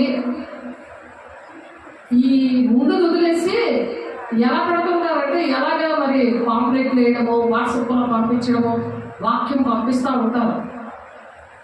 సాధారణ కూడా అలా మోసం చేస్తారు. ముందు వెనకాతల ఏం చదవరు, మధ్యలో ఏ వాక్యము ఏ వాగ్దానం ఉందో అదే చెప్పి అలా దీపిస్తూ ఉంటారు. వివరించి చెప్పాలి మనం దేవుని పిల్లలకి. ఎవరైతే ఆ కట్టడల ప్రకారము ఆయన తీర్చిన తీర్పుల ప్రకారము జరుపుకొనుటకు నీవు జాగ్రత్త పడినలా నీవు వృద్ధి పొందుదు. అప్పుడు ఆ వృద్ధి ఎలా ఉండదట? మనకు భయం ఉండదు, దిగులు ఉండదు, ధైర్యం తెచ్చుకొని బలంగా ఉంటాం. తిరిగితాడం ఉంటే ధైర్యం రాదు కదా. కాబట్టి ఆ విధంగా ఉండడానికి ఇష్టం ఉండదు. ఓన్లీ కట్టడం అవసరం లేదు నీకు, ఆయన విధులేం అవసరం లేదు, ఆయన ఆజ్ఞలే పాటించక్కర్లేదు, దేవునితో వాదించుకొని ఉండు అని అంటే చాలా బాగుంటుంది. దేవుని అడుగు, నేను దేవుని అడుగుతానులేండి. నాకెందుకు ఇలాంటి శ్రమలు వచ్చాయి, ఇది దేవుడు వాదించకూడదు, అలా వాదించకూడదు దేవుని. ఎందుకనగా జనులు హితబోధను సహింపక దురద చెవులు గలవారే స్వకీయ దురాశలకు అనుకూలమైన బోధకులు వాళ్ళు ఎత్తుక్కుంటుంటారు. ఎప్పుడైతే ఇలాగా దేవుడు చెప్పిన మాటలు దేవుని పిల్లలు, దేవుని వాగ్దానంతో పుట్టిన పిల్లలు చెప్పుతా ఉన్నారనుకో దేవుని సేవకులు అని, ఆ దురద వచ్చేస్తుంది. ఆ చెవులకి వింటుంటే ఆ దురదకి ఒళ్ళంతా కూడా వచ్చేస్తుంది. వాళ్ళకి ఏగిపిస్తే మనకు కూడా వచ్చేస్తుంది. అది ప్రాక్టికల్గా నాకు జరిగింది కాబట్టి నేను చెప్తున్నాను. దురార్థ ఎందుకనగా జనులు హితబోధ అంటే ఇప్పుడు యెహోవా ఇశ్రాయేలు గురించి మోషేకి ఇచ్చిన కట్టడల ప్రకారంగాను ఆయన తీర్చిన తీర్పుల ప్రకారంగాను జరుపుకొనుటకు నీవు జాగ్రత్త పడిన యెడల నీవు వృద్ధి పొందుదువు. జాగ్రత్త పడక్కర్లేదమ్మా, నీకోసం నేను ప్రార్థన చేసేస్తానమ్మా అని చెప్పాలి. అటువంటి బోధకుల కోసం వీళ్ళు ఎదుర్కొంటున్నారు. అలాంటి బోధలన్నీ వినుకొని దేశమంతా తిరుగుతారు. వీళ్ళు ఎక్కడ అవ్వబోతున్న బాధలు రాగానే మళ్ళీ వస్తారు నా దగ్గరికి, దేవుని పిల్లల దగ్గరికి అప్పుడు వస్తారు. ఒకరు కాదు, చాలా మంది. ఆ బాధ వచ్చినప్పుడు వాళ్ళకి బోధ అర్థమవుతుంది. మళ్ళీ ఫోన్ చేయడం, మళ్ళీ రారు. అది క్యాన్సర్ పేషెంటే అవని, ఆ గుండె నొప్పి ఉన్న వాళ్ళే అవని, చెస్ట్ క్యాన్సర్ ఉన్న ప్రతిదీ విడుదల దేవుడు ఇస్తున్నాడు. వాక్యం ప్రకటిస్తున్నప్పుడే స్వస్థతలు వచ్చాయి. మార్కు 16:20 ప్రకారం ఆ హిత బోధనంట సహింపక. ఎందుకు సహించలేకపోతున్నారు? వారికి దురద చెవులు ఉన్నాయి. ఆ దురద చెవులు గలవారే స్వకీయ దురాశ, ఏమి కట్టడలు అనుసరించకుండా, ఏమి దేవుని ఆజ్ఞలు పాటించకుండా, ఆయన తండ్రి చిత్తాన్ని నెరవేర్చకుండా, వాక్యానుసారంగా నడవకుండా, ఆత్మకు శరీరానికి ఉన్న కల్మషం తీసుకోకుండా, పరిశుద్ధులు సంపూర్ణులు అవ్వాలంటే అవి సంపూర్ణులు అవ్వకుండా, సువార్థికులుగా, ప్రవక్తలుగా, ఉపదేశకులుగా, కాపరులుగా, బోధకులుగా వాళ్ళు చేస్తే వాళ్ళు ఆ పనులు చెయ్యకుండా ఉన్నప్పుడు మరి అవన్నీ దేవుడు ఇచ్చినప్పుడు అవన్నీ పక్కన పెట్టేసి అది హితబోధ, దేవుడు బోధ అదే వాళ్ళకి దురద వచ్చేసింది. ఎందుకంటే లోకానుసారంగా నడుస్తున్నారు. ఎందుకు? ఈ వాగ్దానం, పరిశుద్ధాత్మ వాగ్దానాన్ని అది దాన్ని కాపాడుకోలేదు.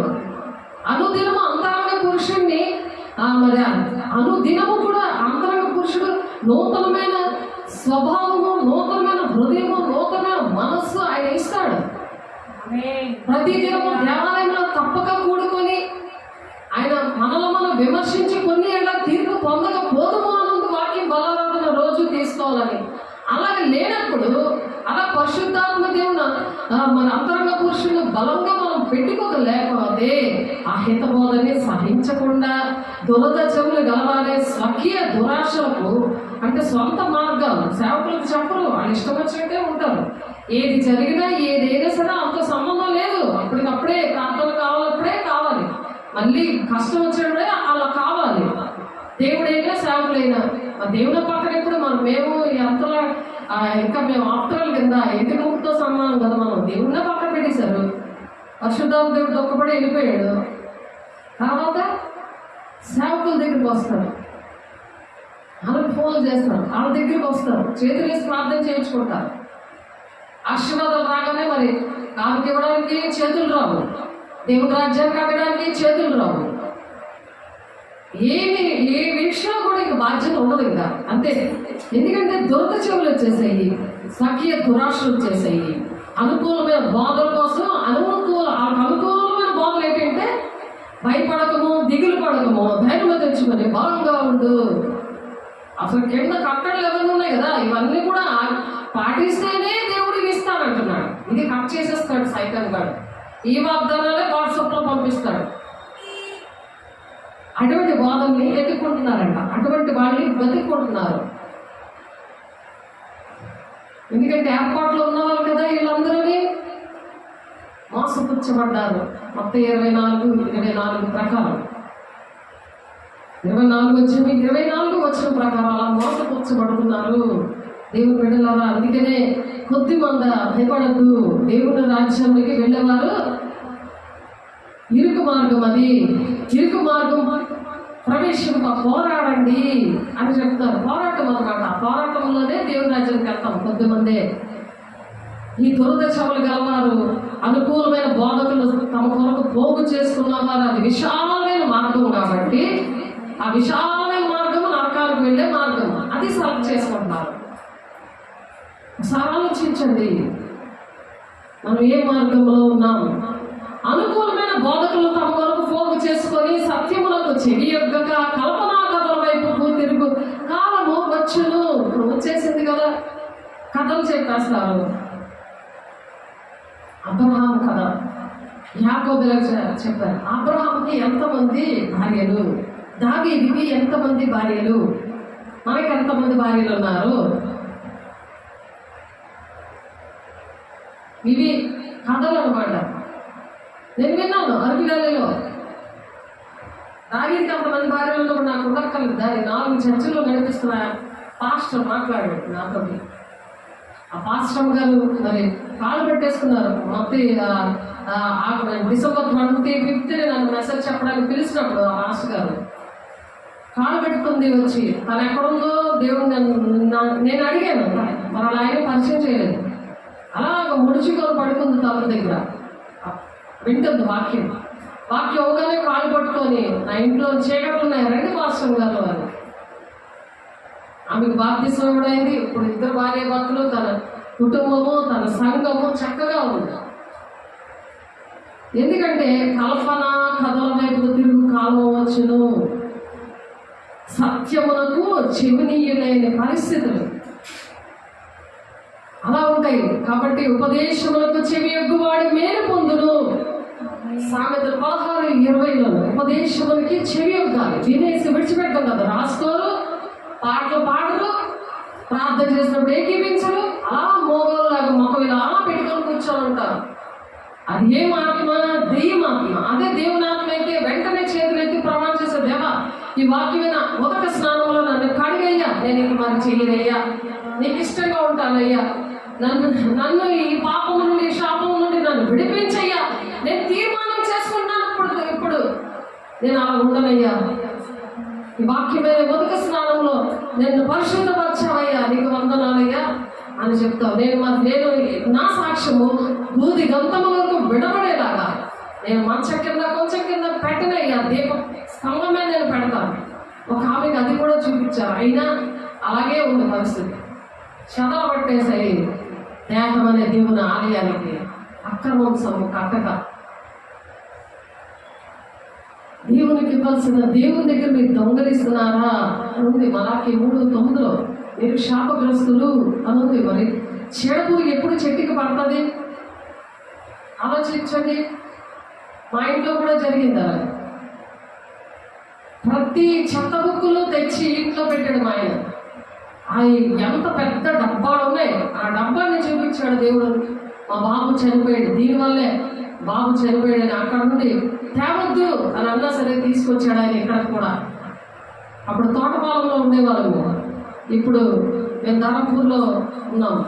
అక్కడ కూడా తెచ్చినప్పుడు రూమ్ అంతా చదవబట్టే, అప్పుడు బట్టలు పట్టి ఇవ్వాల్సింది, మరి టేబుల్కి మంచాలకి అన్నీ పట్టే. ఒక డబ్బా 100 రూపీస్ దాన్ని పెట్టి ఫుల్గా చేస్తే అందులో ఊరేగి మళ్ళీ హాల్లోకి అటువంటి అక్రమ సొమ్ముతో మరి అంటే అన్ని జనులుగా ఉన్నప్పుడు సంపాదించినవి అవన్నీ అక్రమంగా ఉంటాయి. తల్లిదండ్రులు పితరులు వాటితోటి మరి టూల్ బాక్సులు ఇవన్నీ కూడా కొన్నప్పుడు ఆ టూల్ బాక్సులు అవన్నీ కూడా ఒక షెల్ఫ్లో పెడితే ఆ షెల్ఫ్ అంతా మళ్ళీ చదవబట్టింది. దాని ముందు అందులో బుక్స్ ఉండేవి, అక్రమంతో కూడిన బుక్స్. అంటే అక్రమం డబ్బుతో ఏది కొన్నా అదంతా అక్రమం కింద వస్తుంది. దేవుడు డబ్బులు ఇవ్వకపోకుండా నువ్వు ఆ డబ్బులకి నువ్వు ఏదైనా పని చేసినా అది అక్రమం కింద వస్తుంది. భక్తిహీనుల డబ్బులంటే నీతిమంతులు అనుభవిస్తానన్నది వాక్యం. అది దేవునికి వాడాలి, అప్పుడు నీకు అక్రమం ఉండదు. తర్వాత హాల్లో షెల్ఫ్లో ఉన్న బుక్స్ మీదకి వచ్చింది ఆ చదువు. చెమ్మడకూడదు, ముఖం కూడా చెమ్మడకూడదు అని ఉంది వాక్యం కీర్తన గ్రంథంలో. బట్టలు కూడా చెమ్మడకూడదు అని ఉన్నది వాక్యం. అలా బట్టలు తినేస్తాయి, గిన్నెలు మరి గోడలోంచి వాటర్ వచ్చేస్తూ ఉంటుంది. కరెక్ట్గా కట్టరు కదా సిమెంట్, మరి ఇసుక కరెక్ట్గా కలపకుండా కడతారు అపార్ట్మెంట్లు. దానివల్ల గిన్నెలు, బట్టలు, మరి బుక్స్ ఇవన్నీ పాడైపోయి. ఆలోచించండి, అక్రమంతో కట్టిన ఇంటిలోకి వెళ్ళకూడదు, అక్రమంగా మనం ఏది కూడా కొనుక్కోకూడదు. దేవుని డబ్బులను తినేసి ఆ డబ్బులతోటి అక్రమంలో ఎక్కడ పడితే అక్కడ ఇచ్చేయకూడదు. ఇవన్నీ ఉన్నాయి. అందుకే ఆయన నామాన్ని యూజ్ చేసుకొని మనం అభిషేకం లేకుండా సేవ చేయకూడదు. ఇవన్నీ అక్రమం కింద వస్తాయి. అలాగా ఆ టూల్ బాక్స్ కూడా, దానికి కూడా ఆ బుక్స్కి ఒక డబ్బా అయింది 100 రూపీస్, 2 డబ్బాలు అయిపోయి ఒక 3వ డబ్బా అన్నాను నేను. ఆ టూల్ బాక్స్ లో ఉన్న ముందు ఆ బుక్స్ ఉన్న చాలా చక్కగా క్లీన్ చేసాము. అయినా అందులో టూల్ బాక్స్లు ఉన్నాయి కదా, అంటే గెలక వస్తువులు. టూల్ బాక్స్ అంటే సుత్తి, కటింగ్ ప్లేట్ ఇవన్నీ పెట్టుకుంటాం కదా. స్టాండ్ బాక్స్ చేస్తానని ఆయన అక్కడ పెట్టున్నాడు. దాని నిండా మళ్ళీ ఆ షెల్ఫ్ అంతా చదవం. మనం వస్తువు పాడైపోతేనే మనం అంత బాధపడతాం కదా. ఇప్పుడు దేహం అనే దేవుని ఆలయానికి చదవబట్టే దేవుడు చూపిస్తున్నాడు. ఇంట్లో షెల్ఫ్లన్నీ చదవబట్టేసాయి. ఆలోచించండి, అది దేవుడు చూపించాడు. మనం అక్రమాలు కట్టాలో వద్దా? లేకపోతే అక్రమం చేయాలి పొందాడు అంటాడు కదా జక్కయ్య. మరి 1కి 5 వంతులు తను ఇచ్చేశాడు. 10 రూపాయలు 100 రూపాయలు ట్యాక్స్ తీసుకున్న మనిషి జక్కయ్య తన ఇంటికి వచ్చినప్పుడు, ఏసయ్య దిగు, చెట్టు దిగు, నీ ఇంటికి రక్షణ వచ్చింది అని చెప్పినప్పుడు ఏసయ్య రాగానే ఆయన ఇంటికి రక్షణ వచ్చింది. ఎవరెవరికి ఇవ్వాలో అవన్నీ కూడా అక్రమాలన్నీ కట్టాడు. అలాగా రక్షణ వచ్చేసింది. అలాగే వాక్యం అనే దేవుడు శరీరధారి అని మా మధ్యలో నివసిస్తున్నప్పుడు మరి పరిస్థితి ఏంటి? శరీరధారి వాక్యమే దేవుడే ఉన్నాడు. ఆయన శరీరధారి మా మధ్య నివసిస్తున్నాడు. మరి ఆయన వచ్చినప్పుడు ఆనాడు జక్కయ్య విన్నాడే, అలా 5 వంతులు ఇచ్చేసాడే. ఆ చదలు పట్టకుండా మనం దుర్వ్యయం చేస్తున్నాం. చూచుచున్న దేవుడు ఆయన, అగ్ని జ్వాలల కళ్ళు గలవాడు, మనల్ని చూస్తున్నాడు. మనం ఎలా ఉంటున్నామో ప్రతిదీ కూడా 139 1, 2, 3 వచనాలు ఉంటుంది. కూర్చోవడం లేకపోవడం అన్నీ కూడా చూస్తున్నాడు. నువ్వు ఆమె అంటున్నావా? నువ్వు రెస్పాండ్ అవుతున్నావా లేదా? పాట పాడుతుంటే నువ్వు దేవుని ఆత్మతో సత్యంతో ఆరాధిస్తున్నావా లేదా? వాగ్దానం, పరిశుద్ధాత్మల వాగ్దానం లేకపోతే కళ్ళుండి మీరు చూడరు, చెవులుండి మీరు వినరు, మీ హృదయం కృమినది, వారు గ్రహించలేరు. యెషయా చెప్పిన ప్రవచనం సరియే అంటాడు ఆయన.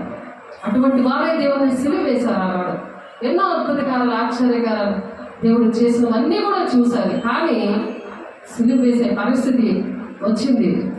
అందుకనే సమాధానకర్తైన దేవుడు మిమ్మల్ని సంపూర్ణంగా పరిశుద్ధపరచబడను, సంపూర్ణంగా పరిశుద్ధపరుస్తానంటున్నాడు. ఆమేన్.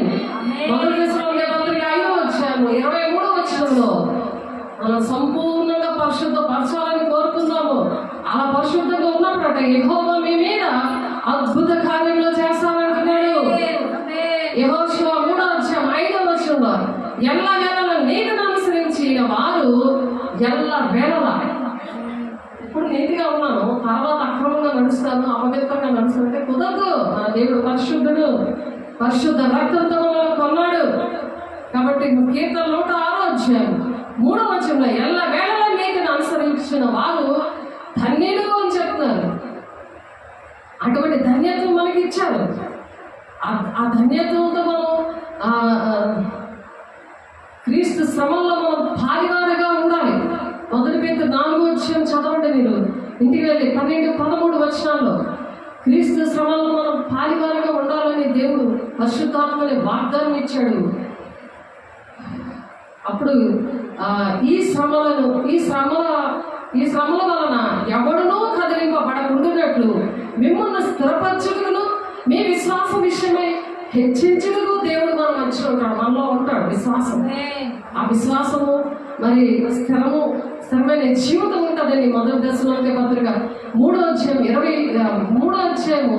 2వ వచనంలో ఉంది ఆ మాట. కాబట్టి మనం ఆ వాక్యం పట్టుకొని మనం నడవాలి, దేవుని దగ్గర అడగాలి.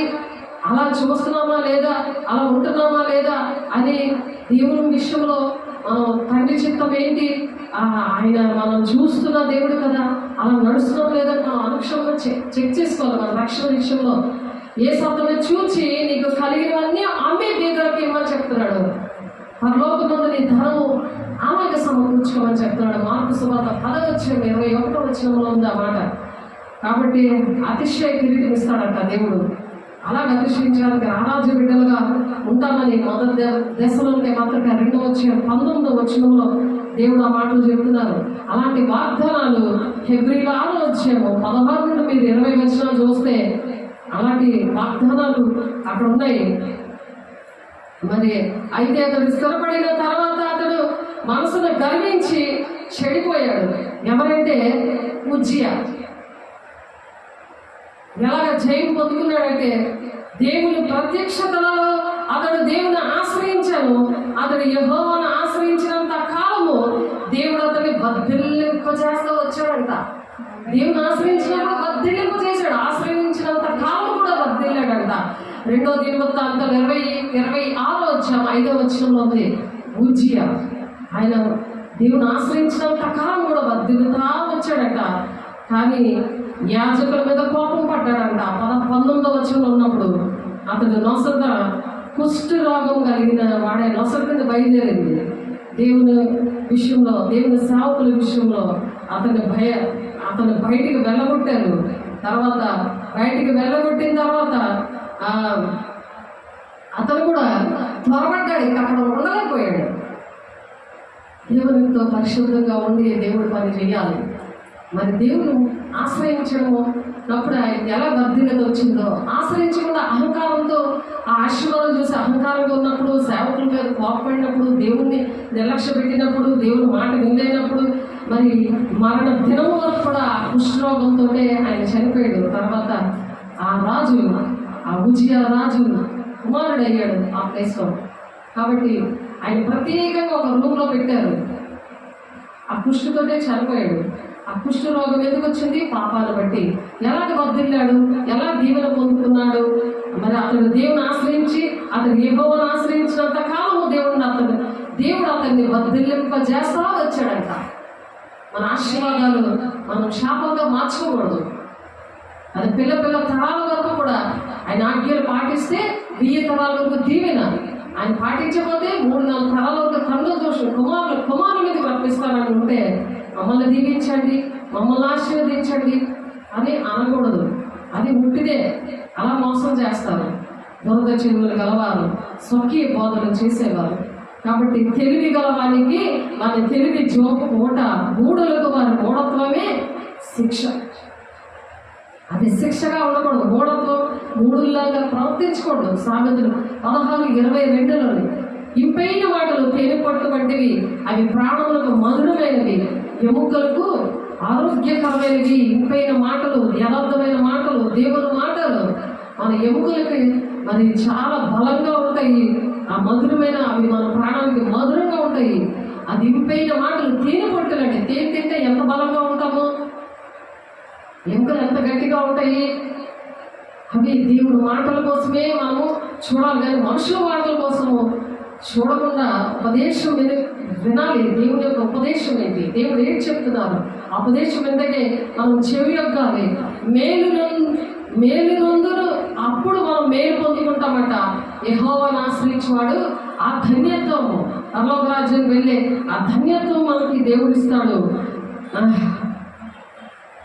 అలాగా దేవుడు ఏ విధంగా దీవిస్తాడంట. ఆ ద్వితీయోపదేశకాండం 7:14 మీరు చూస్తే ఆయన నిన్ను ప్రేమించి ఆశీర్వదించి అభివృద్ధి చేసి అలా దీవిస్తాడట. ఆశీర్వదించడానికి ఆ మేలైన మాటలు, దేవుడి మాటలు వినాలి. తేనె పట్టు లాంటి మాటలు, వాక్యమే మధురమైన తేనె కదా.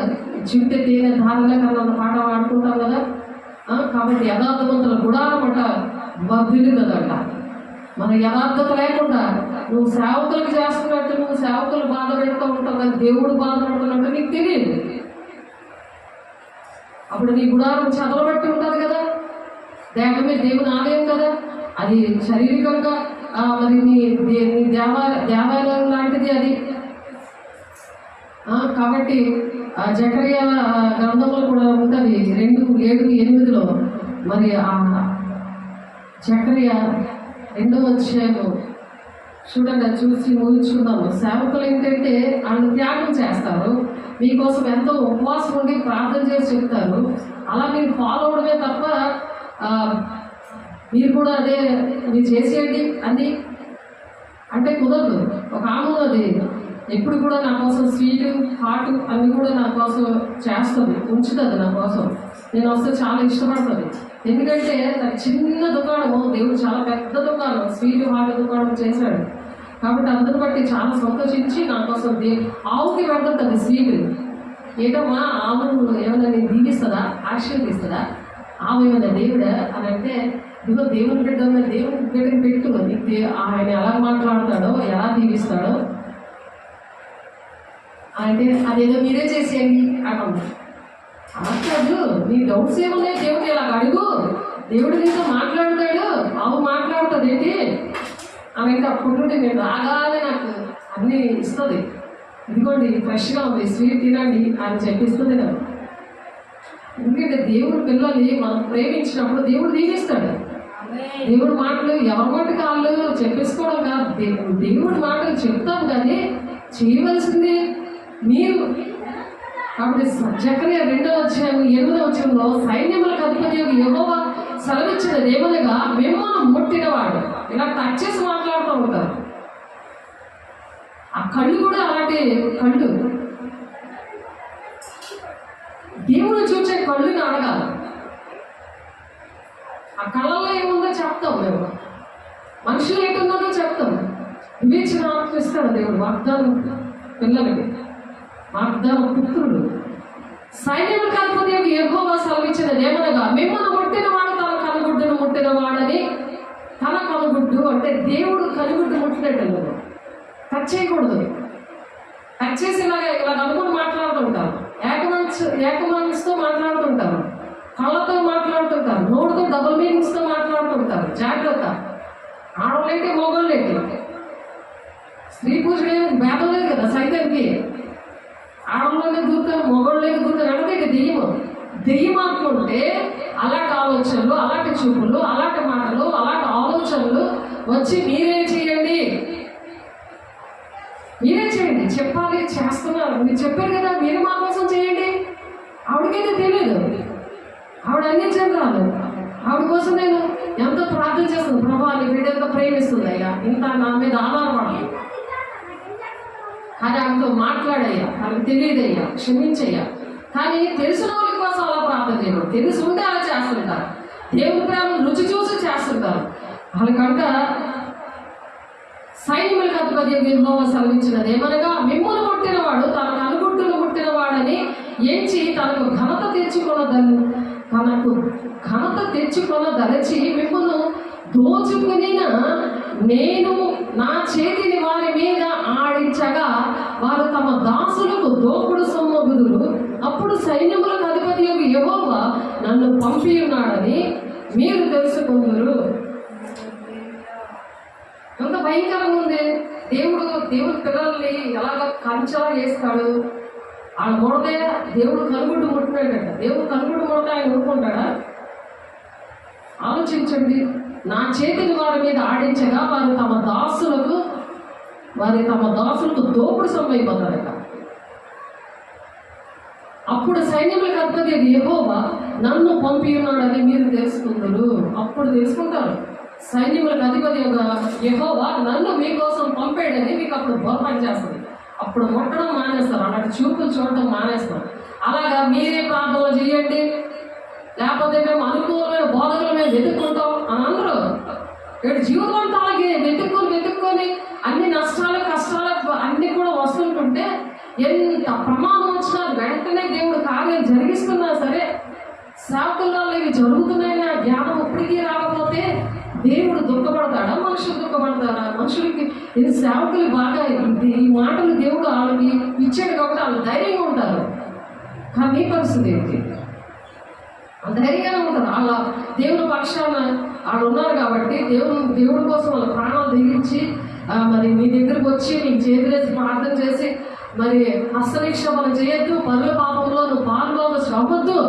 అది 1 తిమోతి 5:22 ఉంది. నీ పాపాల్లో నేను పాలుభాగస్తులు అవుతుంటే ఇంకా అంతకంటే ఎవరో ఏం తెగిస్తారు? ఇంకా పరిశుద్ధత రాకపోతే ఆత్మకు శరీరానికి పరిశుద్ధాత్మ వాగ్దానం పొందుకోకపోతే ఆలోచించండి. ఎప్పుడైతే ఆ వాగ్దానం పొందుకుంటామో నీవు ఘన కార్యములు పూనుకొని విజయం పొందుదుగాక అంటున్నాడు సమూయేలు 2:26 ఘన కార్యాలు పూనుకుంటావు. అప్పుడు ఎప్పుడైతే ఆ వాగ్దానం పొందుకుంటావో వెనుకున్నావు మనిషి ముందున్న వాటికి పరుగు తీస్తావు, గురి వద్దకే పరిగెడతావు. దేవుడు బిడ్డ అలా పరిగెడతా క్షమలవన్నీ కూడా పోతాయి. నీ హృదయంలో దేవుని ఆలయంగా తయారవుతాయి. నీ దేహమే దేవుని ఆలయమే ఉన్నదని మీరు ఎరుగురా. దాన్ని పాడు చేసుకోకు. పాడు చేస్తే మిమ్మల్ని దేవుడే పాడు చేస్తాడని ఉంది అక్కడ. 1 కొరింథీ 3:16-17 ఉంది. దాన్ని నువ్వు పాడు చేసుకున్నావు, నిన్ను పాడు చేస్తాడు దేవుడు. నేనంతగానే ఏడిస్తే చెల్లుతుందా నా ప్రార్థన చెల్లుతుందా? నువ్వు హెచ్చరిక చేయకపోతే ఆ ప్రాణానికి నువ్వే ఉత్తరవాదం అంటాడు నన్ను. ఎస్కేల్ 3:18 ఉంటుంది. కఠినమైన తీర్పిస్తానంటాడు. కీర్తనలు యాకోబు 3:1 నేను బాధకులుగా ఉన్న మీన్స్ జాగ్రత్తగా ఉండండి. మరి కఠినమైన తీర్పు ఉంటుంది. అంటే సరిగా ఉపదర్శించాలి, సరిగ్గా ఖండించాలి, బుద్ధి చెప్పాలి. వాక్యం ఎలాగుందో అలాగే చెప్పాలి. ఒక అక్షరం ఇటు తీసిన అటు తీసిన జీవగ్రంథంలో పేరు ఉండదని అంటున్నాడు. ప్రకటన 22:18-19 జీవగ్రంథంలో పేరు మనం ఉంచుకోవాలా, తుడిపేసుకోవాలా? దేవుడు ఏం చెప్పినా అలాంటి వినాలి. మనం యెహోవా మీద పాడి ఆయన నామను స్తుతించండి. దినము ఆయన రక్షణ సువార్తని అలా ప్రకటించాలి. ఇష్టం వచ్చిన ప్రకటించేసి కాదు. కీర్తన 96:2 దినము మనం రక్షణ సువార్త. ఇది దేవుడు అనేక మందిని రక్షించాలి. అనేక మందికి తెలియదు ఈ విషయాలు. ఏదో మొక్కుకుంటూ వచ్చేసింది కాదు. ఆయన వారి యందు నిలిచి ఉండును, ఆయన మన యందు నిలిచి ఉండును. ఆయన మన యందు నిలబడతాడు, నిలబడి చేస్తాడు. మనం ఏం చేసేది లేదు, తిరిగి దాన్ని అవసరం లేదు మనకి. మనేం నిలబడతాడంటే 1 యోహాను 3:21-24 చూస్తే 24 ఉంది. ఆయన వారి యందు నిలిచి ఉంటాడట, ఆయన మన యందు నిలిచి ఉంటాడట. అలా ఒకడు మనం ప్రేమింపవలనిదే దేవునికి ఇష్టం. ప్రేమ ఒకరినొకరు అలా చెప్పుకొని, అలా హెచ్చరిక చేసుకొని, బుద్ధి చెప్పుకొని ఒకరి కోసం ఒకరు బ్రతకాలి. ప్రేమ కలిగి ఉండడమే అది 2వ ఆజ్ఞ. నిన్ను వల్ల నీ పొరుగు వాళ్ళని ప్రేమించి అంటున్నాడు. ఆ విధంగా మనం బ్రతకాలని దేవుడు ఆశపడతాడు. ప్రేమకు మించింది ఏమీ లేదు. ఎంత అభిషేకం ఉన్నా, ఎన్ని బలాలున్నా, ఎంత ఆత్మీయ ఫలంలో ఉంటుంది ప్రేమ. ఆ ప్రేమ లేకపోతే నువ్వు వ్యర్థుడివి అంటున్నాడు. ఆ ప్రేమను బట్టే మనం అన్ని వివరించి చెప్తాం. అది ఇష్టం ఉందా లేకపోయినా మనం చెప్పాలి. నేను వినకపోయినా చెప్పమంటున్నాడు. ఎస్కేల్ 3:14 అని చెప్పమంటున్నాడు. అలా చెప్పడానికే దేవుని దగ్గర మనం అనుక్షణం కూడా ఆయన నామము నిమిత్తము సమస్త జనులు విశ్వాసములకు విధేయులైనట్లు ఈయన ద్వారా మేము కృపను అపోస్తలత్వమును మేము పొందుకున్నామని సాక్ష్యం చెప్పాలి దేవుని దగ్గర. రోమపత్రికలో ఉంది 1:6 అపోస్తలుగా, ప్రవక్తలుగా, ఉపదేశకులుగా పిలుచుకున్నాడు. నా పిలుపు దర్శనం అది. అలా పిలవబడ్డాం అని మనం సాక్షిగా ఉండాలి. ఆత్మీయ పిల్లలందరూ అలా పిలవబడ్డారు. అందరికీ అటువంటి పరిస్థితులు ఇచ్చాడు. రాబోయే సంగతులన్నీ చెప్పాడు ఆయన ప్రతి ఒక్కరికి. మరి ఇప్పుడు అలా వర్ధిల్లుతూ వచ్చారు. ఇప్పుడు ఎలాగున్నారు? దేవునికి బలమైన కోటగా మనకి దేవుడు ఉన్నాడు. బలమైన కోటగా ఆయన ఉన్నాడు. ఎవరిని భయపడేది లేదు ఇక్కడ. 2 సమూయేలు 22:33 అప్పుడు ప్రార్థన చేసిన మందిర ప్రార్థన వల్ల జాబ్ వస్తుందట. మందిరంలో ప్రార్థన చేసినప్పుడు జాబ్ వస్తే మనం నేర్చుకున్నాం. 2వ దినవృత్తాంతాల గ్రంథంలో ఉంది 6:19-27 మనం చెప్పుకున్నాం. మందిరంలో ఆ విధంగా సరి చేసుకుంటూ ప్రార్థన చేసినప్పుడు అలాగ జాబులు వచ్చాయి. నీ మందిరమునందు నివసించు వారు ధన్యులు, వారు నిత్యము నన్ను స్తుతిస్తారు. అలా స్తుతిస్తా మందిరంలో నివసించి అలా సరి చేసుకోవాలి. దేవుడు నిత్యంగా తన శత్రువు తలలో పగలగొడతాడంట. శత్రువు తలలో అలాంటి మనకి మేక 4:10 ఉంటుంది కదా, ప్రసవ వేదన కలిగి అలాగే దేవుని పిల్లల విషయంలో ప్రార్థన చేస్తే ఆ శత్రువు నుండి నేను విడిపిస్తానని చెప్తాడు.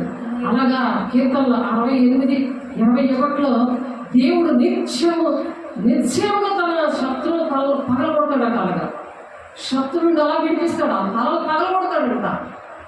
తలలో పగలగొట్టును మానక దోషము చేయవారు వెంట్రుకలు గల నడినెత్తునైనా పగలగొడతాడు అంటున్నాడు. అందుకే తలపు వచ్చేస్తుంది వాళ్ళకి. మా బాబాయ్ దీంతో మాట్లాడితే తలపడు అని అంటారు. ఎందుకు తలపడి వచ్చింది? ఆయన పాల్గొంటున్నాడు, నువ్వు ఏం చేయగలే, నువ్వు ప్రార్థన చేయి, దేవునికి అప్పచేయకు, యుద్ధము యెహోవాదే.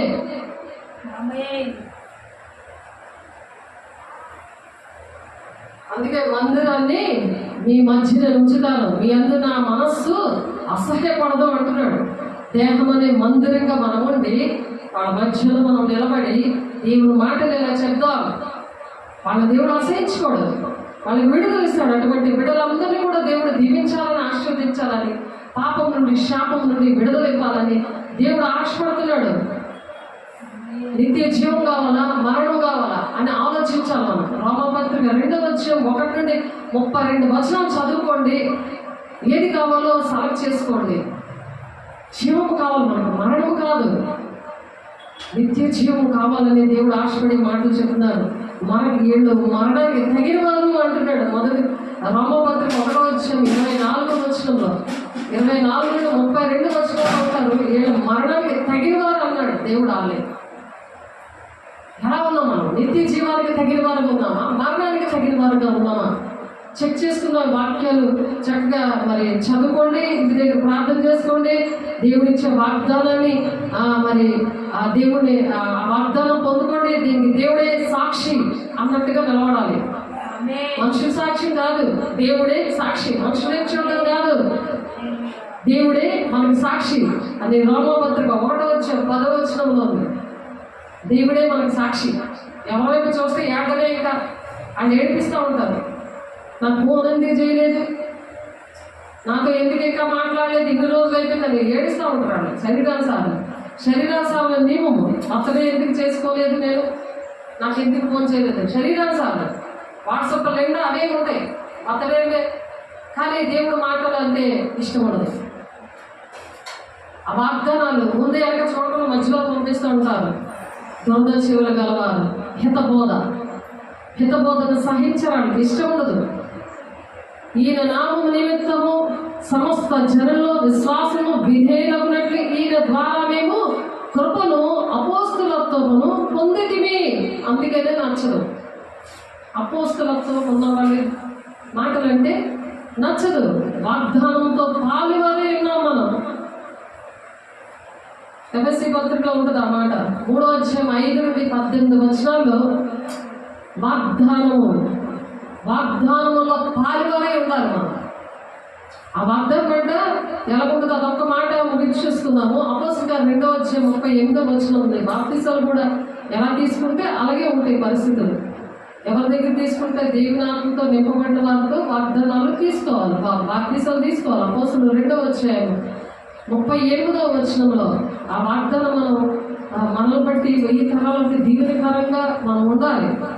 పేతురు మీరు మారుమనసు పొంది పాపక్షమం నిమిత్తం ప్రతివాడు యేసుక్రీస్తు నామమున బాప్తిస్మము పొందుడి, అప్పుడు మీరు పరిశుద్ధాత్మని వరము పొందుకుంటారు. ఈ వాగ్దానము మీకును మీ పిల్లలకును దూరస్తులందరికీ అనగా ప్రభువైన మన దేవుడు తన యొద్దకు పిలిచిన వారందరికీ చెందునని వారితో చెప్పాను. దూరంగా ఉంది మా బాబా, ఎంపీలో మధ్యప్రదేశ్లో ఉంది. మరి ఫోన్లోనే ఆ పిల్లలకి దేవుడు సహాయం చెయ్యాలి, చేస్తున్నాడు.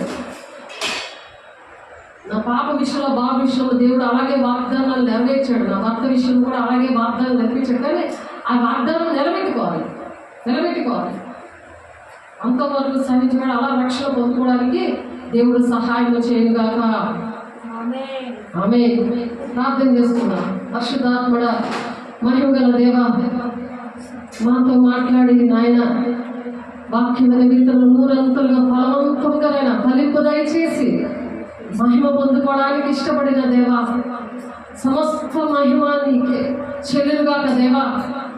మహిమ గల దేవా, పరిశుద్ధాత్మ వరాన్ని పొందుకోవడానికి అయ్యా అపోస్తలుల 2:33 మరి అలాగే 38 మన వాగ్దానమైనా అది దూరస్తులకు సమీపస్తులకు మరి పిల్లలకు కూడా నాయన మరి ఇస్తానన్న వాగ్దానం ఆయన మాకు ఇచ్చున్నావు ప్రభా. ఇంకా నువ్వు చేరి నా తండ్రి చేతులెత్తి నేను అడగడానికి ఇష్టపడిన ప్రతి ఒక్క బిడ్డని నూరంతలుగా ఫలవంతంగా మీరు యేసునామములో వారికి కుమ్మరిస్తున్నాను కానీ స్తోత్రం. నీ పరిశుద్ధాత్మ శక్తితో వారిని నింపుతున్నాయని నీకు స్తోత్రం. కొరతలైన ఆత్మతో మీరు నింపుతున్నారే నీకు స్తోత్రం. ఆటకు వచ్చిన ప్రతి దురాశక్తులు మీరు దూరం వచ్చి మహత్కారులు సూచక్రియలు అయ్యా మార్కు 16:20 ప్రకారం మీరు జరిగించుకొని సాక్షిగా నిలబెట్టుకుంటున్నాను. వందనాలు స్తోత్రాలు చెల్లిస్తుంది. యేసయ్య పరిశుద్ధ నామములో బ్రతిమలాడి పెట్టుకుంటున్నాం తండ్రి. ఆమేన్. తండ్రి యొక్క దీవెన, కుమారుని యొక్క కృప, పరిశుద్ధాత్మ యొక్క సహవాసం నిత్యము సదాకాలము తోడేండి నడిపించును గాక.